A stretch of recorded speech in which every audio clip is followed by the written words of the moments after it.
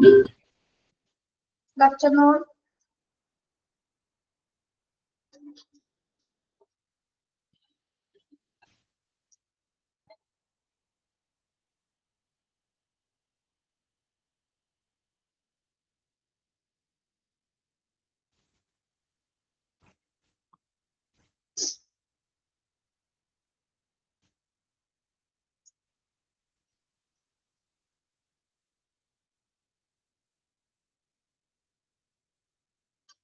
Okay. എവിടം വരെ പഠിത്തമൊക്കെ പഠിച്ചു തുടങ്ങിയോ?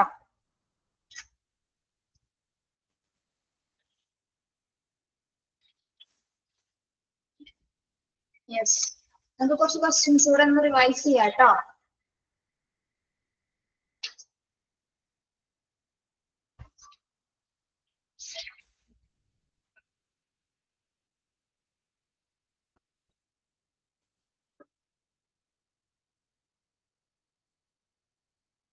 കുറച്ച് ക്വസ്റ്റ്യൻസ് ഞാൻ പറയാം. ആൻസർ ചെയ്യാൻ പറ്റുന്നുണ്ടോ നോക്കാം. കേൾക്കുന്നുണ്ടല്ലോ? ക്ലിയർ അല്ലേ? യെസ്. യെസ്. ഓക്കെ. നമ്മൾ കഴിഞ്ഞ ക്ലാസ്സിൽ കുറെ ചാപ്റ്റേഴ്സ് നോക്കിയായിരുന്നു അല്ലേ? വില്ലേജ് ബേസിസ് വരെ പറഞ്ഞിരുന്നു. ഹെൽത്ത് കെയർ സിസ്റ്റത്തിലെ കുറച്ച് ക്വസ്റ്റ്യൻസ് ഒന്ന് നോക്കാം. ഹെൽത്ത് കെയർ സിസ്റ്റം ഇൻ ഇന്ത്യയുടെ കുറച്ച് questions. Select the secondary sector of the Indian healthcare system. Select the secondary sector of the Indian healthcare system. Options പറയാം. Sub-centers, primary health centers, national health programs, community health centers. ഏതാണ് answer വരുന്നത്? CHSC ആണ് അല്ലെ? Community health centres ആണ്. Okay. Option D ആണ്.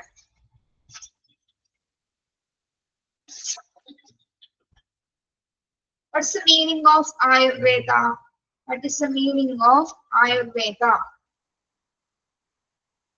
Options: nature of life, science of life, scientific nature of life, traditional care of life. Yes, science of life. Okay. Yes, very good.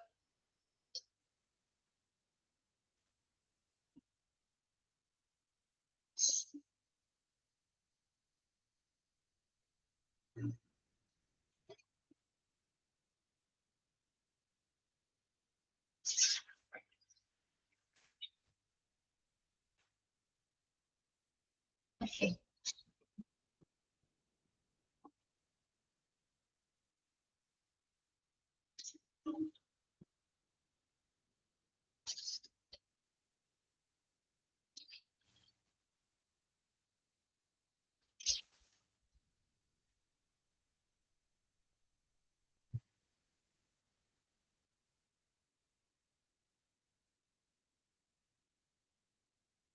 India's healthcare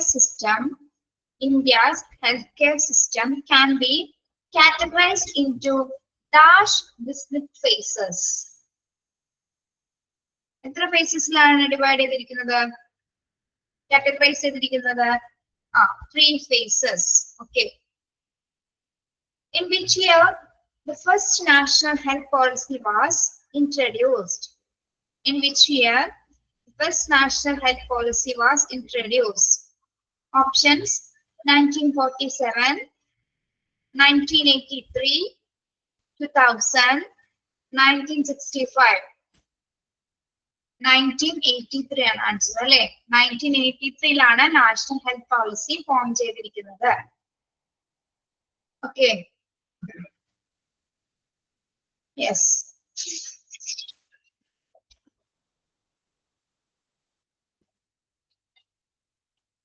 How many people serve in PHC? How many people serves in PHC? എത്ര people ആണ്? 5,000. 5,000. Okay.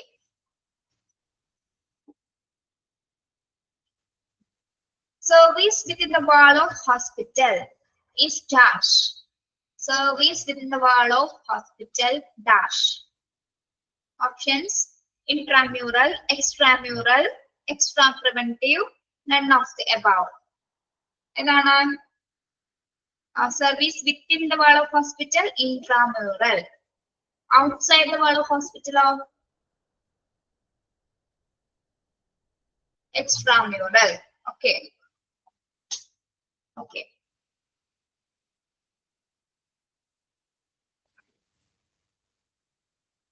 What is curative? What is curative? Curative meaning എന്താണ്? Options: diagnostic process, inpatient services, treatment of all illness, outpatient services. എന്താണ് curative meaning? Yes, treatment of all illness ആണ് അല്ലേ? Yes, treatment of all illness.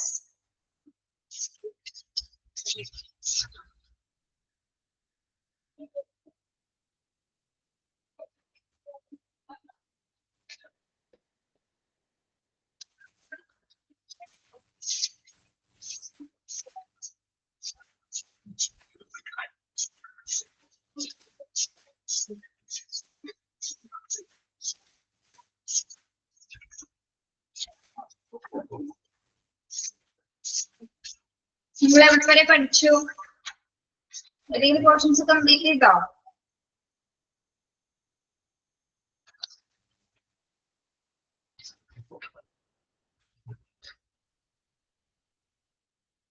Accident. Next, accident and emergency department. Questions നോക്കാം. Accident and emergency department is also known as dash. അതിന് options വേണ്ടല്ലോ, അറിയാലോ. എന്താണ് answer? Emergency department അല്ലേ? Yes, ED department.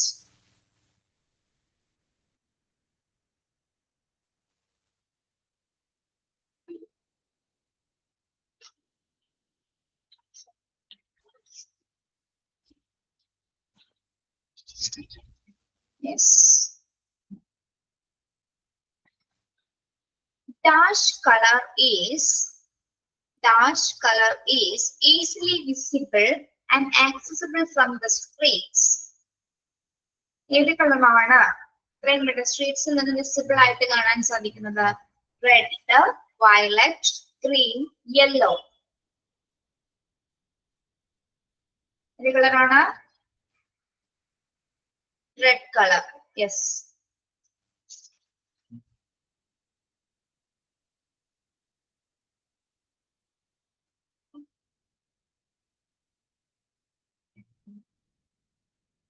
Operational hours of emergency department. എത്ര അവർ ആണ് work ചെയ്യുന്നത്?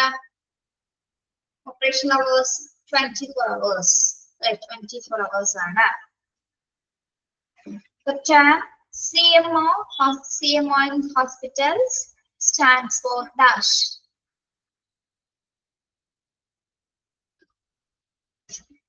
എന്താണ്? CMO in hospital. Casualty medical officer. Casualty medical officer. Yes, very good. ഏതെങ്കിലും ഒരു ചാപ്റ്റർ എങ്കിലും പഠിച്ചു കഴിഞ്ഞിട്ടുണ്ടോ? കംപ്ലീറ്റ് ചെയ്ത് ഫസ്റ്റ് കംപ്ലീറ്റ് പഠിച്ചു കഴിഞ്ഞിട്ടുണ്ടോ? ഏതെങ്കിലും ഒരു ചാപ്റ്റർ? ഏത് ചാപ്റ്റർ ആണെന്ന് പറഞ്ഞേ, എണ്ണം പറഞ്ഞാലും മതി.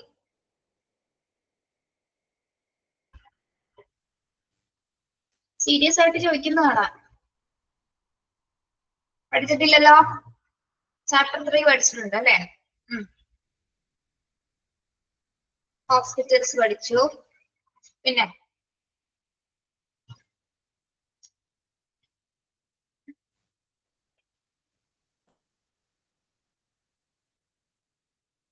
ഡിപ്പാർട്ട്മെന്റ് പഠിച്ചു അല്ലെ? ഡിഫറെന്റ് ഡിപ്പാർട്ട്മെന്റ്സ് പഠിച്ചു കഴിഞ്ഞാൽ ഡിഫറെന്റ് ഡിപ്പാർട്ട്മെന്റ്സ് വലിയ ചാപ്റ്റർ അല്ലേ? Operation theatre. Yes. Okay.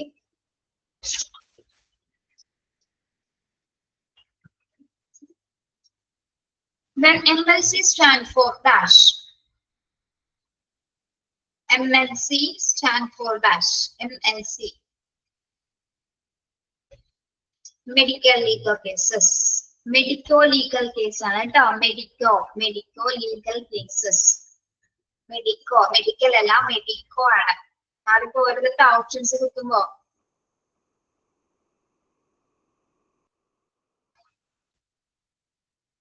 code blue is activated for dash. Code blue is activated for dash.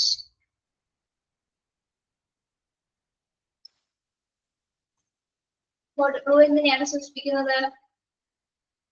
Yes, cardiac arrest. Code red എങ്ങനെയാണ് സൂചിപ്പിക്കുന്നത്? Code red fire കേട്ടോ. Code red fire. നമ്മൾ അടുത്ത ഒരു മൊഡ്യൂളൊക്കെ വരുമ്പോ എന്താണ് ഡിസാസ്റ്റർ കോഡ്സുകൾ പഠിക്കാനുണ്ട്. ഓരോ കളർ കോഡുകൾ പഠിക്കാനുണ്ട് കേട്ടോ. അത് വലിയ ചാപ്റ്റർ ആണ് ഡിസാസ്റ്റർ മാനേജ്മെന്റ്.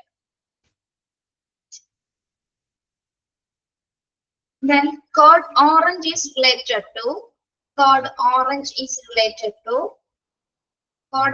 orange എന്തിനാണ്?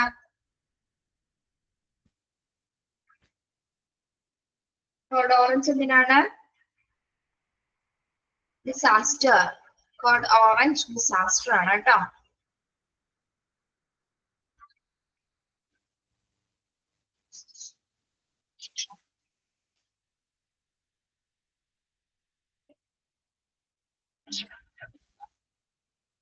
Code orange is related to disaster. Code orange is related to disaster.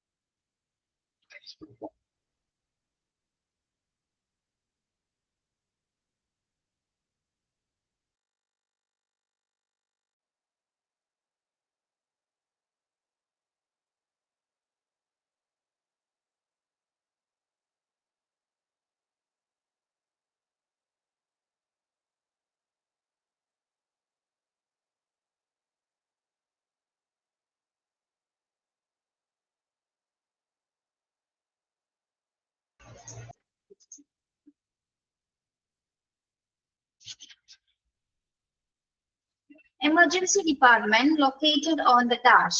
Emergency department located on the dash.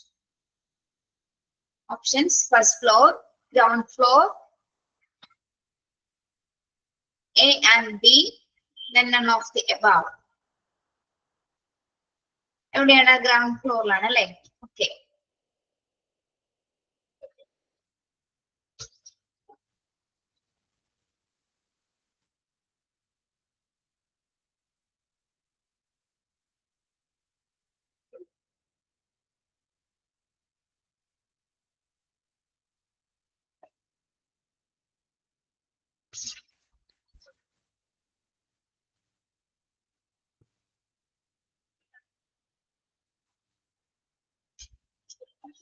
Yes, എനിക്ക് തോന്നുന്നു എമർജൻസി ഡിപ്പാർട്ട്മെന്റിലെ ക്വസ്റ്റ്യൻസ് ഏകദേശം എളുപ്പമാണോ ഭയങ്കര അല്ലെ?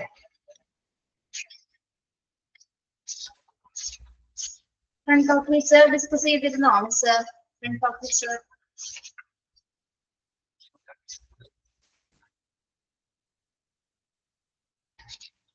ഹോസ്പിറ്റൽ വാർഡോ? ഹോസ്പിറ്റൽ വാർഡ് റിവൈസ് ചെയ്തോ? ഇല്ല.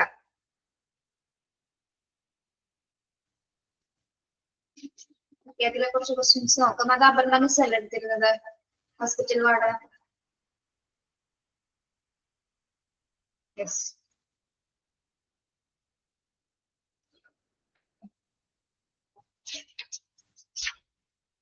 പിന്നെ ക്വസ്റ്റ്യൻസിൽ പറയാൻ നിങ്ങൾക്ക് ആൻസർ ചെയ്യാൻ പറ്റുന്നുണ്ടോ നോക്കട്ടെ.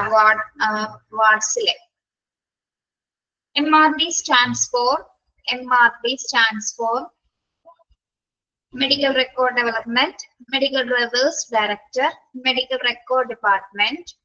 None of this. Yes, Medical Record Department.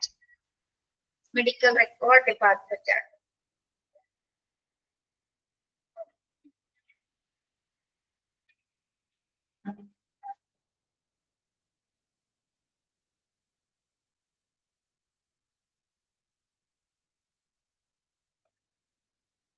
Which is the following is not a factor involved in a good bad management?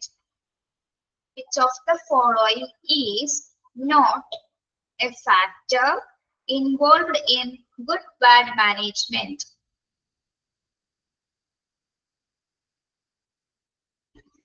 Options ശ്രദ്ധിക്കുക. Good teaching supervision, well-planned assignments, customer need assessment, orientation staff members. ഇതിൽ good bad മാനേജ്മെന്റുമായി ബന്ധപ്പെടാത്തത് ഏതാണ്? Customer need assessment ആണ് അല്ലെ. ബാക്കിയെല്ലാം എന്താണ്? Good bad മാനേജ്മെന്റിലുള്ളതാണ് അല്ലെ. ഇതൊക്കെയാണ് good teaching supervision, well planned assignments, orientation staff members. അപ്പൊ ഗുഡ് ബാഡ് മാനേജ്മെന്റ് എന്നുള്ള ഭാഗം പഠിക്കണം കേട്ടോ. ഗുഡ് ബാഡ് മാനേജ്മെന്റ് എന്നുള്ള ഭാഗം പഠിക്കുക.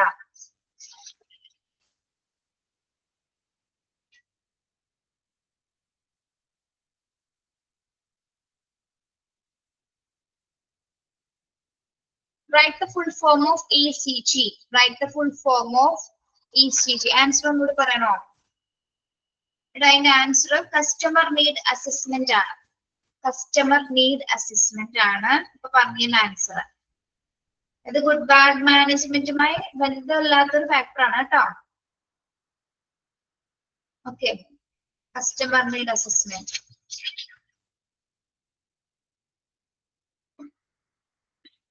ഇലക്ട്രോകാർഡിയോഗ്രാം ആണ് അല്ലെ. ECG ഇലക്ട്രോകാർഡിയോഗ്രാം ആണ്. എല്ലാത്തിന്റെയും എക്സ്പാൻഷൻസ് നന്നായിട്ട് പഠിച്ചു വെക്കാം കേട്ടോ. പിന്നെ തീർത്തി പിടിച്ചൊന്നും നിങ്ങൾ ആൻസർ ചെയ്യരുത്. ഒന്ന് ഒരു സെക്കൻഡ് എങ്കിലും ആലോചിച്ചിട്ട് വേണം. പെട്ടെന്ന് ഇപ്പൊ മെഡിക്കൽ ലീഗൽ കേസൊക്കെ കണ്ടില്ല, അതിപ്പോ മെഡിക്കൽ എന്ന് പോയി ഒന്നും ക്ലിക്ക് ചെയ്യരുത്. കറക്റ്റ് ആയിട്ട് വായിച്ചു നോക്കിയിട്ട് വേണം അത് ക്ലിക്ക് ചെയ്യാനായിട്ട് കേട്ടോ. ഒറ്റയടിക്ക് പോയി പിന്നെ അത് തെറ്റിക്കാതിരിക്കുക, അങ്ങനെയൊക്കെ ഉള്ളത് ആവർത്തിക്കാതിരിക്കുക. എക്സാമിന് ഇൻസ്ട്രക്ഷൻസ് ഇതിനോടൊപ്പം തന്നെ പറഞ്ഞു തരാം കേട്ടോ. യെസ്,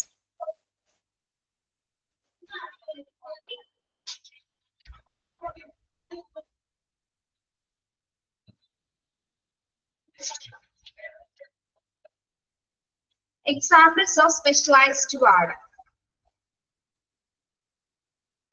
അതെ രഞ്ജിത പറഞ്ഞ examples of specialised ward: gynaecology, oncology, ophthalmology, all of the above. എന്താണ് answer? all of the above അല്ലെ. Okay, then CTBS stands for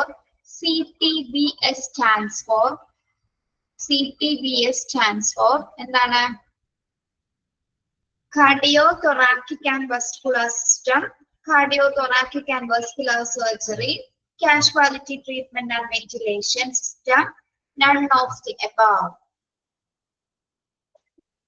CTBS, cardiothoracic and vascular surgery. E ആണ് ആൻസർ അല്ലെ. cardiothoracic and vascular surgery. Okay, CTBS.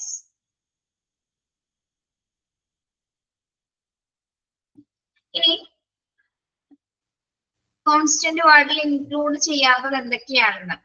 Which of the following does not include? നിങ്ങൾ not ഉള്ളത് ശ്രദ്ധിക്കണം കേട്ടോ. കുറെ ക്വസ്റ്റ്യൻസിൽ does not വരാം. Not ശ്രദ്ധിക്കണം, അല്ലാതെ പെട്ടെന്ന് ഒരു ആൻസറിലേക്ക് പോകരുത് കേട്ടോ. ശ്രദ്ധിക്കാതെ അങ്ങനെ പോയി തെറ്റിക്കരുത്. നോട്ട് എന്നുള്ളത് പ്രത്യേകം ശ്രദ്ധിക്കണം. Which of the following does not include constant of ward? ഏതൊക്കെയാണ്?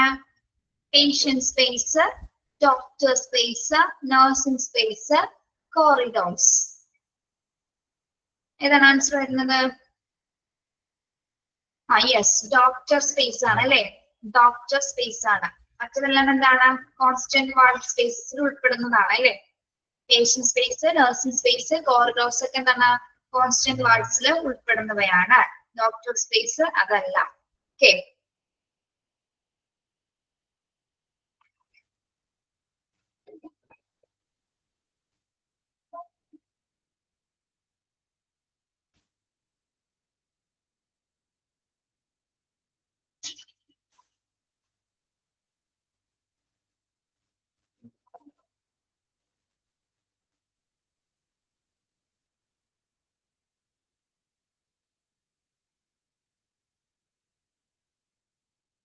Who maintain and update patient database on computers and notify staff on all diagnosis? Who maintain and update patient database on computers and notify staff on all diagnosis? Options: nursing staff, ward clerk, floor clerk, none of the above. ആരാണ് patient database maintain ചെയ്യുന്നത്? ആരാണ്? Ward clerk ആണ് അല്ലെ, ward clerk ആണ് പേഷ്യന്റിന്റെ databases update ചെയ്യുന്നതും അത് കമ്പ്യൂട്ടറിലേക്ക് notify ചെയ്യുന്നതും ഒക്കെ ആരാണ്? വാർഡ് ക്ലർക്ക് ആണ്. ഓക്കെ.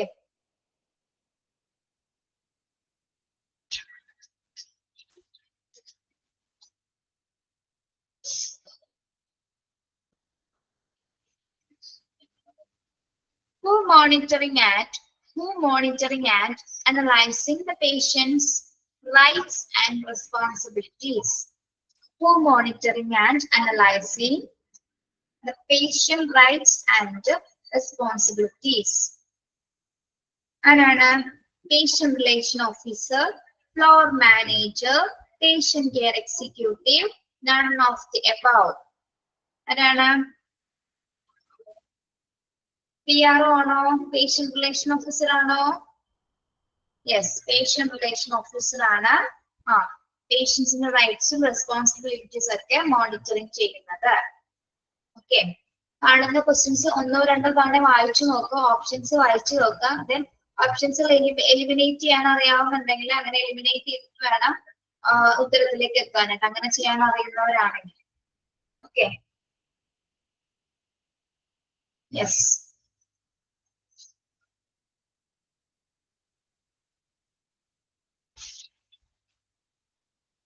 വാർഡിൽ നിന്ന് അത്രയും ക്വസ്റ്റ്യൻസ് മതി. അപ്പൊ ആ ചാപ്റ്റേഴ്സ് നന്നായിട്ട് പഠിക്കുക കേട്ടോ. ടീച്ചർ എടുത്തതല്ലേ, കംപ്ലീറ്റ് ചെയ്തതല്ലേ, അതിന്റെ ക്വസ്റ്റ്യൻസ് ഒക്കെ കയ്യിലുണ്ടാവുമല്ലോ.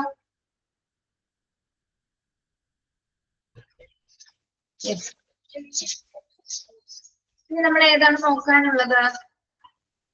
എന്തെങ്കിലും വിട്ടുപോയിട്ടുണ്ടോ? ഹെൽത്ത് കെയർ നോക്കി, വാർഡ് നോക്കി, accident emergency, village, operation theatre, labour room, ambulance services നോക്കി. റേഡിയോളജി നോക്കിയാണോ? നോക്കിയിട്ടില്ല?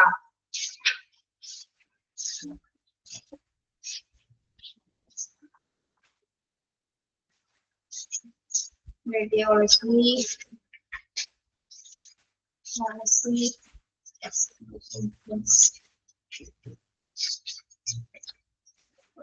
നോക്കാം കേട്ടോ.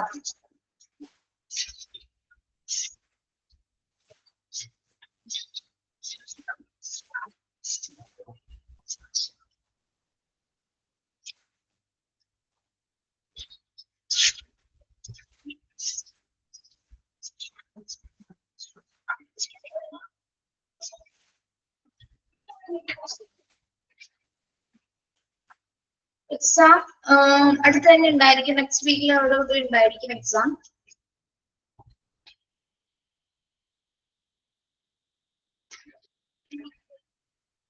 നിങ്ങൾ ആ റേഡിയോളജിയുടെ ചാപ്റ്റർ ഒന്ന് നോക്കൂ കേട്ടോ.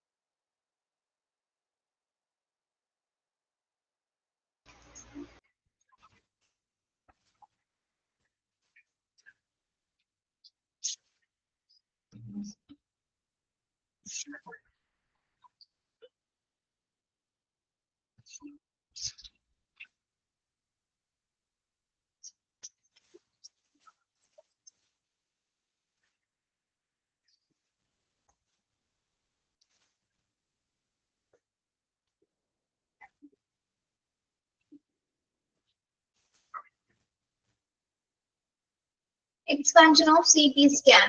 Expansion of CT scan.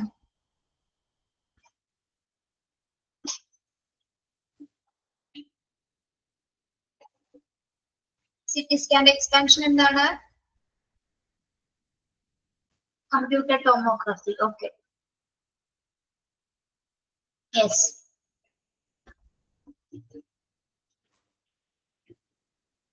Okay. തന്നിരിക്കുന്ന ക്വസ്റ്റ്യൻസുകൾ നന്നായിട്ട് പഠിക്കുക കേട്ടോ. Mock test ക്വസ്റ്റ്യൻസുകൾ.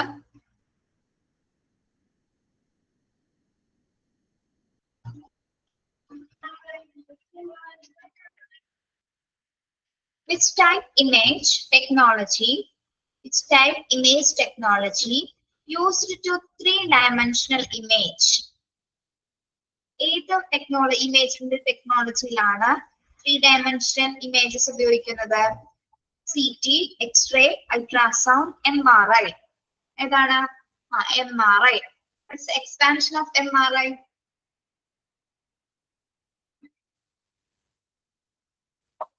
MRI എന്താണ്? Magnetic resonance imaging. Magnetic resonance imaging. Okay.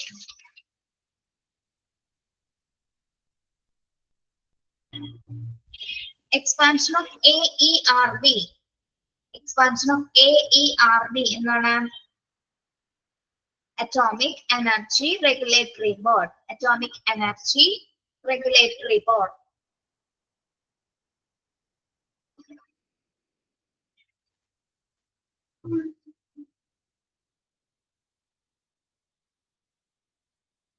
Atomic Energy Regulatory Board ആണ് AERB. Yes. Medical radiation protection is related to dash. Medical radiation protection is related to dash.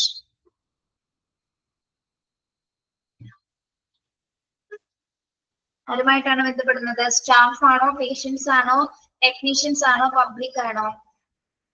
അതുമായിട്ടാണ്. Protection of patient ആണോ? നോക്കി, medical radiation protection is related to staff. ആണോ? Mark വരുന്നത് കേട്ടോ. Staff related ആണ്. Okay.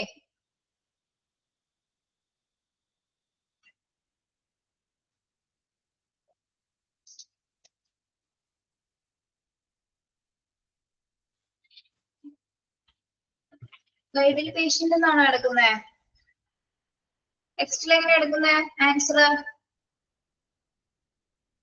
ടെക്സ്റ്റിൽ staff അല്ലേ?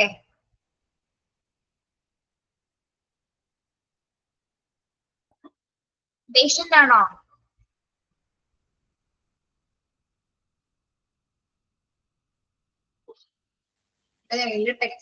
Text ഇല്ല കേട്ടോ. ഞാനിത് ബുക്ക് നോക്കിയാണ് പറയുന്നത്. Medical radiation protection is related to ആ ടെക്സ്റ്റ് ഭാഗം ഒന്ന് എടുത്ത് നോക്കിയാൽ നിങ്ങള്.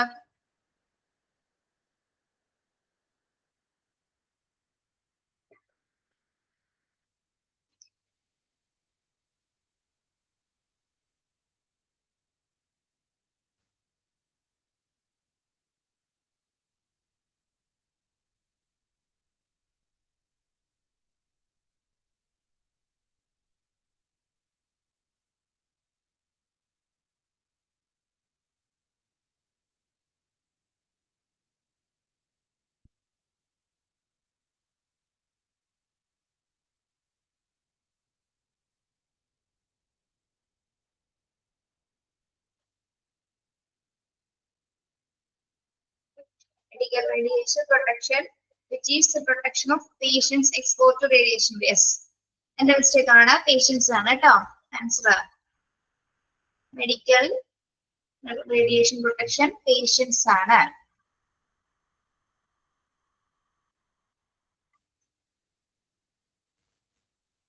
Then individual members protection ആർക്ക് വേണ്ടിയിട്ടാണ്? Individual members protection.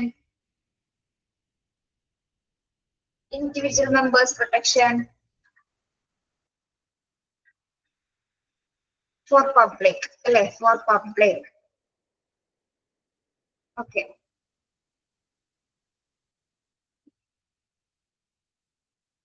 Yes.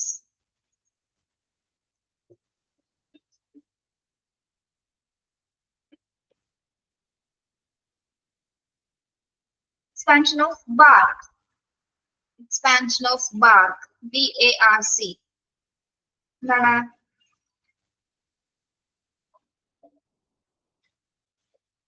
Bhabha Atomic Research Center. Bhabha Atomic Research Center.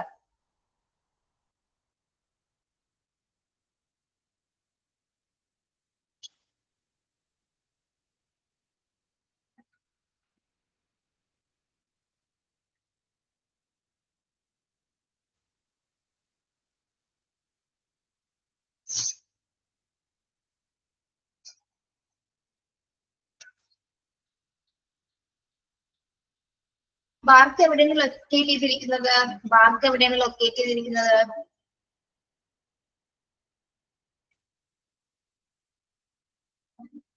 ഏത് പ്ലേസ് ആണ്? മുംബൈ. യെസ്, മുംബൈ ആണ് കേട്ടോ.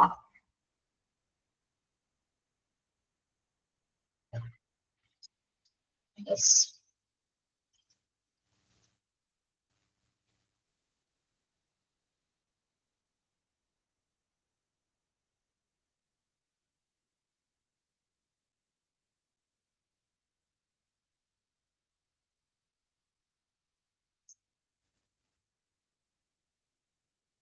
ഏത് ഭാഗങ്ങളാണ്? വല്ലതും സംശയങ്ങളുണ്ടോ?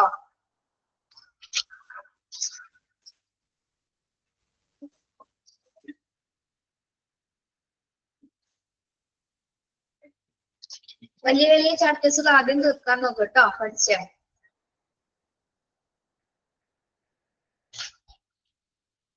ഓക്കെ. ബാക്കി മിക്ക പോർഷൻസ് നമ്മൾ കവർ ചെയ്തല്ലേ? ലിസ്റ്റ് എടുക്കുന്ന പോർഷൻസ്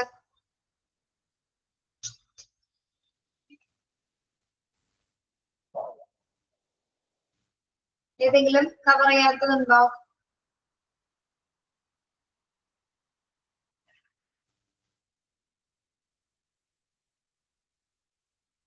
ഇല്ല.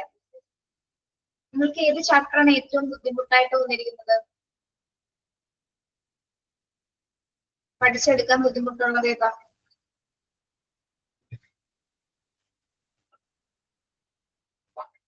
സ്പില്ലേജോ? സ്പില്ലേജ് ആണ് ഏതാ ഏറ്റവും എളുപ്പം? കുറെ പഠിക്കാൻ വായിക്കാനുണ്ടെന്നുള്ളൂ, അതൊക്കെ കുറെ എളുപ്പം. അത് ഫാർമസി ബുദ്ധിമുട്ടാണ്.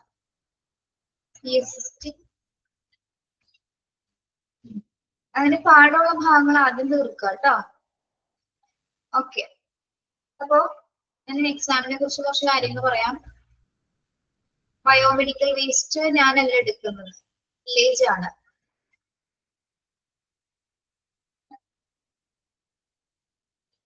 അപ്പൊ നംസ് ഇല്ലാത്തത് കൊണ്ടാണ് ഞാൻ ഹോസ്പിറ്റൽ വാർഡിന്റെ ആ ഒരു റിവൈസ് ചെയ്തത് കേട്ടോ. ടീച്ചർ എടുത്ത പോർഷൻ അല്ലേ? CSST റിവൈസ് ചെയ്തിട്ടില്ല ഞങ്ങള്.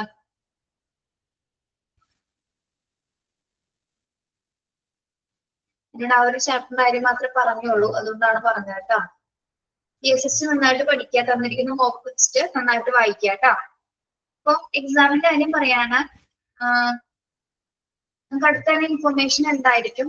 ടെക്നിക്കൽ ടീമിൽ നിന്ന് ഇൻഫർമേഷൻ ഉണ്ടാവും എപ്പോഴാണ് എക്സാം എന്നുള്ളത്. അപ്പൊ അതിനു മുമ്പ് 2 ദിവസം നിങ്ങൾക്ക് എങ്ങനെയാണ് അതിന്റെ അവധി കാര്യങ്ങളൊക്കെ പറയുന്നതായിരിക്കും.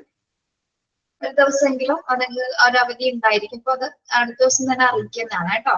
പിന്നെ എക്സാമിന്റെ കാര്യം എന്ന് പറയുമ്പോൾ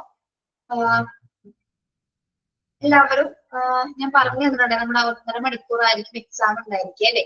അപ്പൊ ആദ്യം തന്നെ ചെയ്യേണ്ടത് നിങ്ങൾ ഫോണിലാണോ അല്ലെങ്കിൽ സിസ്റ്റത്തിലാണോ എക്സാം എഴുതുന്നതെന്ന് തീരുമാനിക്കുക. അപ്പൊ കമ്പ്യൂട്ടർ സിസ്റ്റം ഉള്ളവരാണെങ്കിൽ എന്താണ് അതിലായിരിക്കും എഴുതുന്നത്.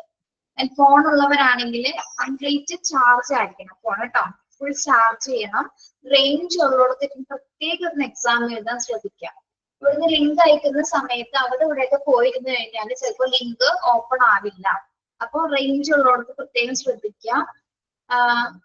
ഇനി മറ്റു കോൾസ് ഒന്നും വരാതെ മാക്സിമം നോക്കാം. എക്സാം ആണെന്നുള്ളതൊന്നും മറ്റുള്ളവരെ അറിയിക്കുന്നത് നല്ലതായിരിക്കും. അപ്പൊ അതിന്റെ ഇടയിൽ എക്സാം ഏതിന്റെ ഇടയിൽ ഒരു കോൾ വരുന്നത് ബുദ്ധിമുട്ടായിരിക്കാം. അതൊന്ന് ശ്രദ്ധിച്ചാൽ മതി. വേറെ പ്രശ്നമൊന്നുമില്ല, പറഞ്ഞതേ ഉള്ളൂ.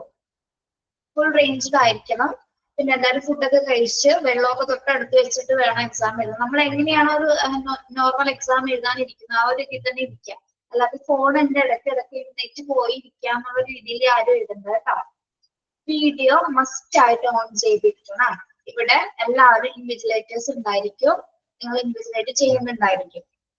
ഓക്കെ, അപ്പൊ വെള്ളമോ ഫുഡ് എല്ലാവരും കഴിച്ചിട്ട് ഇരിക്കാം. 2 മണിക്കുള്ള എക്സാം. ഓക്കെ, അപ്പൊ ഫ്രഷ് ആയിട്ട് നല്ല ഹാപ്പി ആയിട്ട് എക്സാം എഴുതാനുള്ള ഒരു മൂഡിലായിരിക്കണം.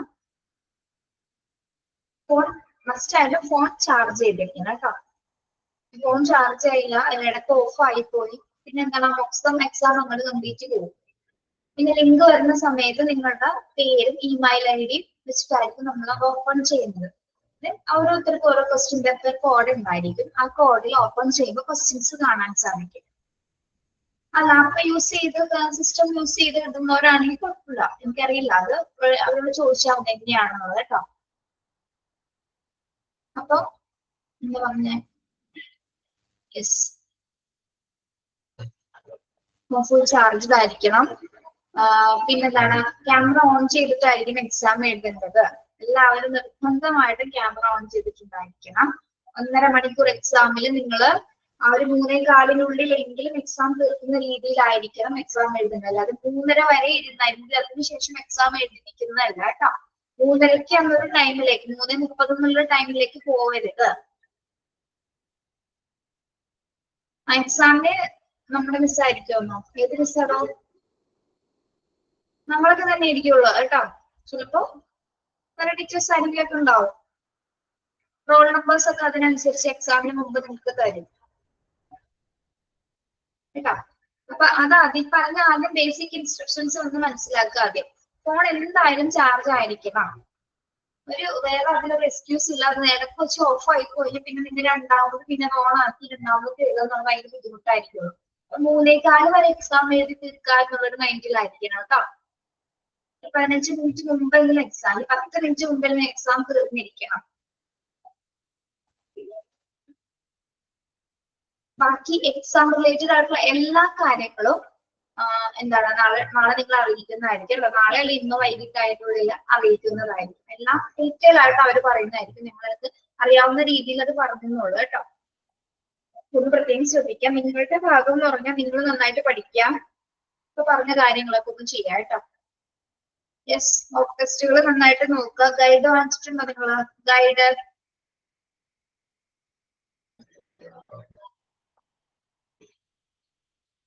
ഗൈഡ് ക്വസ്റ്റ്യൻസ് നന്നായിട്ട് വായിക്കാം. വേറെ ടെൻഷനുള്ള ഹാപ്പി ആയിട്ട് എക്സാം എഴുതാം. പഠിക്കാതെ പോകരുത് അതും.